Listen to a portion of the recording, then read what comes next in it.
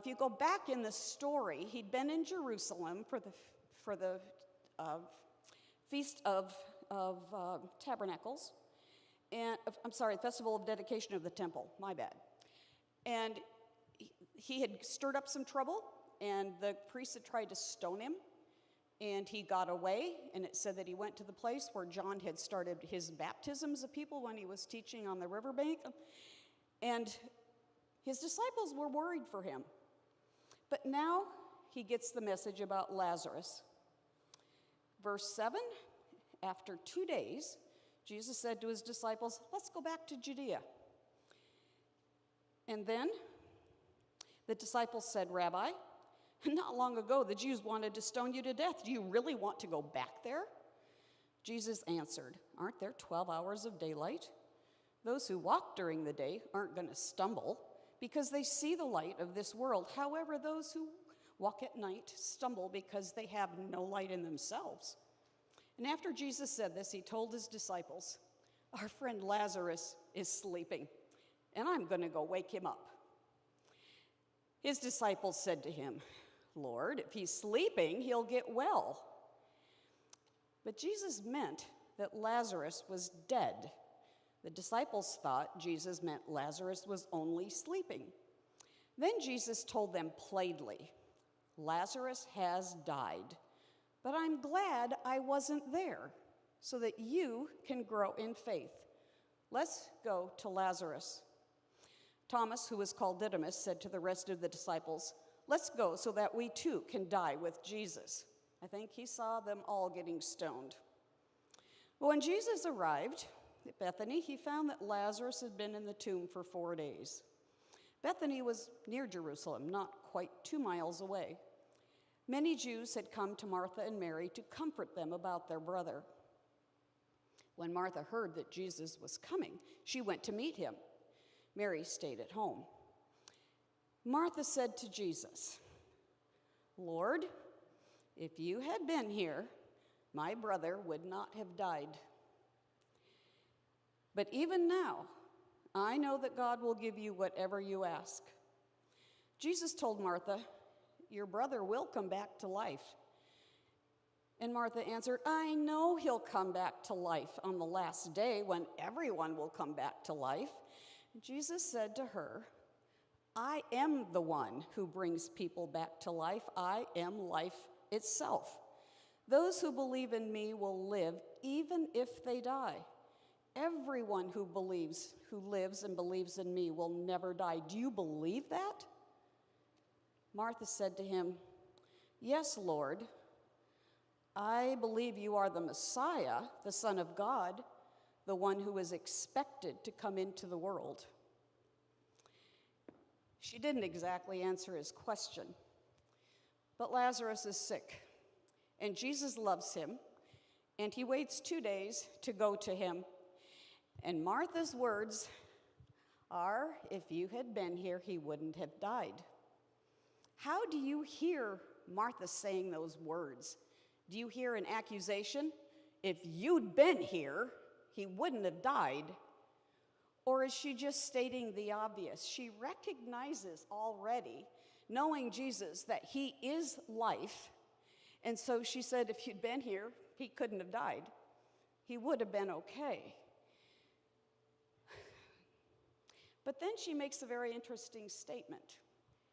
Now I know that God will give you whatever you ask. I don't think she imagined that whatever included an immediate resurrection. And we know that's true because in the very next verses, she goes on to say, Martha, I'm the resurrection and the life. Yeah, I know you are. Or Lazarus is going to live again. Yes, in the final resurrection. But I am the life now. Do you believe that? I believe you're the Messiah. So there's interesting dialogue. I don't see that Martha thinks, oh, no problem. He died because Jesus wasn't here. He's been in the grave 4 years, but he's going to resurrect him. I think that was the farthest thing from her mind. Martha is focused on the resurrection, the future, just like we have to do every day. But it's very interesting that Jesus walks up and starts this conversation with Martha and meets him with a theological argument. I would like to posit that this little story about Lazarus, Mary, and Martha is one of the best pictures of the nature of Jesus that we have in the New Testament. Because isn't it one of the biggest mysteries that we have as Christians, how God could be fully divine, Jesus could be fully God, and he could be fully human? You know, he wasn't God down here masquerading as a human. He wasn't 80% God and 20% human or 50-50. We are taught that he was fully God and fully human. And I think when he meets Martha, his divine nature is responding. If you'd been here, my brother wouldn't have died. Martha, it's okay. I am the life. He's going to live again. He's responding as God. But let's go on in our story. Back to John 11. We're going to start with verse 28. After Martha had said this, she went back home and whispered to her sister Mary, "The teacher is here, and he's calling for you." When Mary heard this, she got up quickly and went to Jesus. Jesus had not yet come into the village. He was still where Martha had met him. The Jews who were comforting Mary in the house saw her get up quickly and leave. So they followed her. They thought that she was going to the tomb to cry. And when Mary arrived where Jesus was and saw him, she knelt at his feet and said, have you seen these words before? Lord, if you had been here, my brother would not have died. No matter what version or translation you look at, the words are exactly the same. Had Mary and Martha been saying this to themselves for 4 days? If only Jesus had been here. If only Jesus had been here. If only Jesus had been here, he wouldn't have died. When Jesus saw her crying, and the Jews who were crying with her, he was deeply moved and troubled. I think this is where we see Jesus in his full humanity. He meets Martha, who says, if you'd been here, my brother wouldn't have died. And he tells her, but I'm the life, he's going to live again. So he's showing his divine nature, who can give life. But when Mary comes and says, Lord, if you had been here, my brother wouldn't have died, he becomes deeply emotional. It says he was very upset. And we learn that he is going to have anger as well as tears. Tim Keller, in his book, Experiences with Jesus, tells us that the word in the Greek, and I wish I was a Greek scholar, is a deep, angered anguish where you are almost growling. You're so upset. You know, we see Jesus going to the tomb. Oh, I'm so sad for you, Martha, Mary. But it was far more than that. In verse 33, we're told that he was deeply moved and troubled. Verse 35, everybody's memorized John 11:35, right? When you had to memorize the memory verse, you got the shortest verse in the entire Bible. Jesus wept in the King James. Anybody guilty of that one? And then we have verse 38, where he said, again, he was deeply moved and troubled.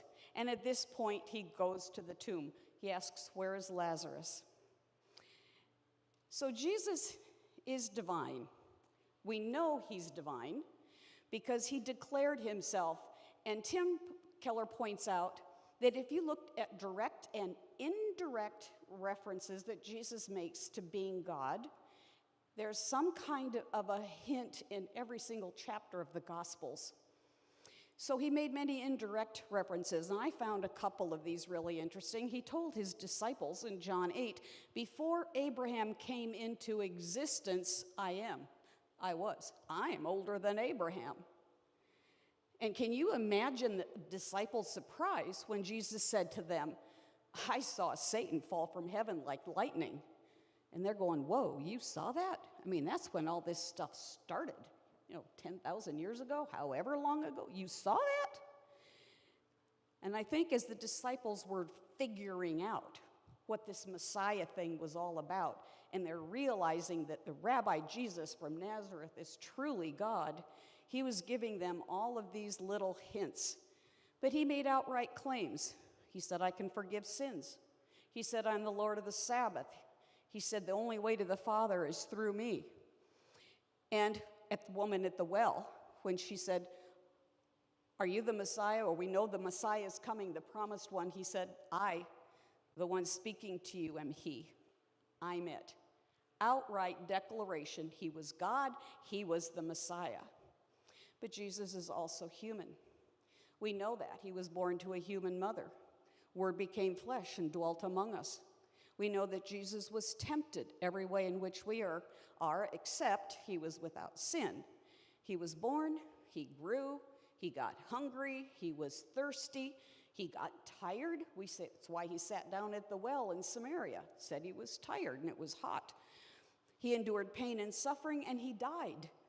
So he had a fully human nature as well. And as difficult as it is to understand how he could have been fully God and fully human, they have a word for it, of course. If you have to study theology at some point or you get into it, they're going to call it a hypostatic union. And the definition that I actually cut and paste said that in the most basic terms, the concept of hypostatic union states that Jesus Christ is both fully God and fully man. He is simultaneously perfectly divine and perfectly human, having two complete and distinct natures at once. So that is the mystery that we choose to believe. If we claim to come to Christ as his, we claim him for our own, and we surrender our lives to him, we are saying, you are fully divine and you are fully human. Let's read that last section of the story.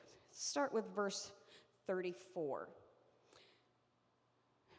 We've left Jesus with Mary, and he's crying. He's very upset at this point, not crying yet. He's upset. So where did you put Lazarus? They answered him, Lord, come and see. Jesus cried, and the Jews said, see how much Jesus loved him. But some of the Jews asked, well, couldn't this man who gave a blind man sight keep Lazarus from dying? Deeply moved again, Jesus went to the tomb. It was a cave with a stone covering the entrance, and Jesus said, take the stone away. It's very interesting that Martha, practical Martha, pipes up and says, not a good idea. Lord, there must already be a stench. He's been dead for 4 days. But Jesus said to her, didn't I tell you that if you believe, you would see God's glory? So the stone was moved away from the entrance of the tomb.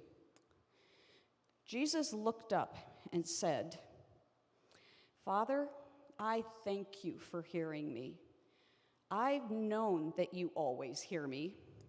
However, I'm saying this so that the crowd standing around me will believe that you sent me. And after Jesus said this, he shouted as loudly as he could, Lazarus, come out! And the dead man came out. Strips of cloth were wound around his feet and hands, and his face was wrapped with a handkerchief. And Jesus told them, free Lazarus and let him go. I can't imagine what that moment was like. He walks out of the tomb, and this is the first time that Jesus has done a miracle. It's going to do two things. It's going to seal his fate, because the very first verses of the next section of this chapter say that the priests make up their mind and they begin plotting to kill him. But it's the first miracle that can't be duplicated by anybody else. You know, a lot of things he's done, They accused him of sleight of hand. They accused him of a lot of things. But bringing Lazarus back from the dead was something that was definitively divine. No one could duplicate this. It wasn't possible. And so we arrive at the end of our story, and here I thought the story was going to be about Lazarus, and it really isn't. But what happened to Martha? Martha sends a message to Jesus, and I'm pretty sure it was Martha because she's the one that did everything. You know, she did the cooking, she was fixing the food, she was the overdoer of many things, as I've heard her called. And she says, "Can you please come and heal? The man you love is sick. We need you to come." And then when Jesus comes, she says, "If you'd been here, he wouldn't have died." But there doesn't seem to be recrimination, and it sounds like she follows that up by saying, "I still believe in you. I still think you can do anything. I haven't lost my faith in you, but if you'd been here, things would be different." And Jesus meets her with thoughts and ideas. Jesus meets her almost with an argument. Jesus said, "Well, he's going to live again, Martha." I know, in the resurrection. Jesus takes the flow of her thoughts and her emotions, and he bends them to look forward to the future. She doesn't know what's coming yet. But when he meets and encounters Mary, and she says the very same words, "If you'd been here, he'd still be alive." He feels this deep emotion talked about in 3 verses. Deeply troubled, deeply upset, he wept. Why did he do that? All the way back with his disciples, while Lazarus was still sick, he said, "Let's just hang out here for a couple more days. There's no reason why I have to go. God's going to be glorified in all this. Chill. It's going to be okay." And even after he got there, he said, "Wait, God's going to be glorified. You don't have to get upset. Things are going to be good." But when he encountered Martha and turned her thoughts to heaven and the future and life and resurrection, he meets Mary in his full humanity, and he weeps with her. He enters the flow of her emotion, and he weeps with her. And that reminds me that he weeps with us. And I think when we read those Greek words that talk about deeply troubled and upset and just, ugh, Jesus is just feeling everything come down on him. That this is the result of sin. This is what I'm going to have to actually go through myself to save the world from all of this, going on and on and on. This has to stop. He's absolutely outraged. Because just think about it. If you were God and you have just discovered that a friend that you really, really love is in the tomb, and you know you have the power to bring him back to life, how do you approach the grave? Why do you cry? How come you don't have a little twinkle in your eye and a smile on your face, maybe even a smirk? You wait 2 minutes, guys. You're not going to believe what's going to walk out of that tomb. He knows what's going to happen. Why is he sad? He should have been overjoyed. I'm going to give God the glory. You're going to see something you haven't seen before. This is going to give God all the glory. This is going to help you know who I am. There'll be no question after I do what I'm about to do. Hang on, guys, the good stuff's coming. Why would he cry? I think to me, it just shows the complete evidence of his humanity, and it makes it easier for me to read Hebrews and believe that he was tempted in every way as we were. He suffered just like we do. He truly experiences humanity fully, and yet some mysterious way he's fully God at the same time. I don't understand it, but that's not my job. My job is to be like Martha and say, you weren't here to save him. I still believe you can do anything. Jesus, if you'd intervened in my life in a different way and answered my prayers on that occasion, doesn't matter. I still trust you. I believe in you. I choose to believe in you no matter what. I think that's Martha's declaration. And then we have Lazarus. What do I know about Lazarus? Nothing, really. I know that he was the brother to Mary and Martha, and I always somehow had it in my imagination that he lived with them. He was maybe their sole support. We don't know that either one of the sisters were married. You know, in that culture, women kind of relied on the patriarchs to support them.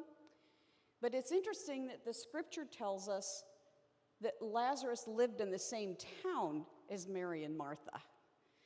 And I had not picked up on that as I was reading through different accounts of their life and trying to figure out what was this relationship between Jesus and Mary, Martha, and Lazarus, because it said he loved to go to their home in Bethany. When I was in academy about 100 years ago, we had a trio at Andrews Academy, and one of the favorite songs that the three of us sang was called The Little Family. And I have tried desperately to find the music ever since, and I cannot. I did find the lyrics, but not the music. And it was the most hauntingly beautiful song, but it was about Mary, Martha, and Lazarus and their friendship with Jesus. And you know, from an early time in my life, I've identified with Martha, and a few years later, I've identified with Mary, how many times God has forgiven me, and how much I still need him. I don't know how I relate to Lazarus. What was it like for him laying on his sick bed, knowing Jesus had been called for, having all the hope, knowing Jesus can heal me, but day one, Jesus doesn't come, and he dies. What was in his mind? Did his faith stay strong? What were his first thoughts when he heard Jesus' voice, Lazarus, come out of that grave? How hard was it to shuffle out with his legs and arms still wrapped? Can you imagine putting yourself in Lazarus' position? Such a miraculous thing that happened, but all I know is what isn't in the Bible. He never spoke about it that is recorded. We know that, you know, in the couple chapters in the future, Simon's going to have a feast, and Lazarus, the resurrected, is going to be the guest of honor. Mary is going to wash his feet with perfume. Another great story. But we don't actually have any words of Lazarus in the Bible that I can find. I Googled it this week. Are there any words recorded that Lazarus ever said? And I was surprised how many non-Adventists use the fact that he didn't say anything at all as proof that he didn't go to heaven or hell when he died. And they follow it up with the scriptures, for the living know that they shall die, but the dead know not anything. And I thought that was a very interesting point to make if you're studying the state of the dead with someone. But I just find it really interesting that with such a compelling story, we don't know Lazarus' feelings. He didn't talk about it that we know of. No one recorded what he said. It wasn't very memorable, apparently. But he must have trusted Jesus with his whole heart. And he loved Jesus so much that when he was in the grave and he heard that command come out, he knew who was calling him. He loved Jesus, and Jesus loved Lazarus. So we leave the three of them. Lazarus is going to die again. Martha's probably going to keep overdoing. Mary's going to keep wanting to sit at Jesus' feet. Jesus loves them so much that he is willing to die for them. And Jesus knew that he had arrived just in time.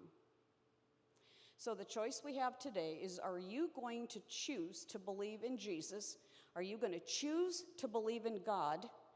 Even when your prayers aren't answered the way that you want, when things don't go the way you wish, when you have to endure pain and suffering, are you going to choose to believe in this impossible God-man? I pray that you do, because he is truly worthy of our praise. That song was so perfect. I thought, oh, I got to get him to sing it at the end. It's just perfect. You know, God is everything. His grace covers death. His grace covers sin. His grace covers everything. And my prayer today is that it's your desire every single day to choose Jesus, no matter what's happening in your life. He's there for you. He's real. He loves you. He's faithful. And he will always come through at just the right time. He did for Mary. He did for Martha. And he sure did for Lazarus. And he's not going to do any less for anybody in this room. So cling to Jesus. He's the answer. Let's bow our heads. Jesus, we love you so much. These stories kind of blow us away. Boy, would we love to see someone resurrected. And just like Martha, we know there's going to be a resurrection at the end. And no matter how you intervene in our lives today, please give each one of us the desire to choose you over everything else. Don't let the enemy tempt us, sway us, or deceive us. Keep our eyes focused on you. Keep our hand firmly in yours. And may we choose to surrender to you each and every day. Thank you for who you are. Thank you for what you've done, what you're doing, and are going to do. We claim your power over our lives, just like we sang. We will declare your name and thank you for who you are. In your precious name, amen. Have a wonderful Sabbath as you skitter to your homes and your air conditioning. We want to thank you for enduring the heat. We are working on about 25% of one of 3 compressors that may be original to this church. And it's amazing that it's as tolerable as it is. But please pray for the process. We want to be faithful stewards of what God has entrusted to us, and we want to make sure that we spend the money wisely, because we know that what we have as a church isn't just for our own comfort, it's for sharing God's love with a hurting world. So please, if you have any inroads, if your Uncle Joe does air conditionings, whatever, pray about this situation. This is God's church. And he has blessed us richly through your faithful giving, and we're grateful. But as long as it takes to get some air in here, we will be patient. And I thank you for not ceasing meeting together, and that you came to worship and adore our precious Jesus, and I hope you have a great week. We'll see you next week.